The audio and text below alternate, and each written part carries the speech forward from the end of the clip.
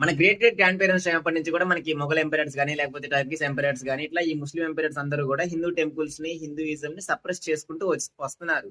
అంటే దానికి ఒక రీజన్ ఉంది. అదేంటనేది మీకు తెలుసు, నాకు తెలుసు, అందరికీ తెలుసు. అయితే ఇంకొకటి ఏంటి అంటే వాళ్ళ తర్వాత మనకి బ్రిటిషర్స్ వచ్చారు. వాళ్ళు కూడా మన ఇండియాని చాలా వరకు దోచుకెళ్లారు. దాని తర్వాత ఈ కాంగ్రెస్ గవర్నమెంట్ వచ్చింది. అంటే 1947 లో వీళ్ళు ఇండిపెండెన్స్ ఇచ్చేసి వెళ్ళిపోయిన తర్వాత మనకి కాంగ్రెస్ గవర్నమెంట్ రూల్ చేస్తుంది మన ఇండియాని. అయితే ఆ టైం నుంచి కూడా ఈ కాంగ్రెస్ గవర్నమెంట్ ఓన్లీ హిందూయిజం ని ఎందుకు సప్రెస్ చేస్తుంది అనేది నాకైతే అర్థం కావట్లేదు. ఆ లెక్కలోనే చూసుకుంటే మనకి నిన్న జస్ట్ ఒక 2 days బ్యాక్ అనుకుంటా ఈ కాకతీయ ఎంపైరర్స్ ఉన్నారు కదా, వాళ్ళు కట్టించిన ఒక శివాలయాన్ని కూల్చేశారు. దానికి కారణం ఏంటి అని అడిగితే ఒక స్కూల్ కట్టించడానికి అని చెప్తున్నారు.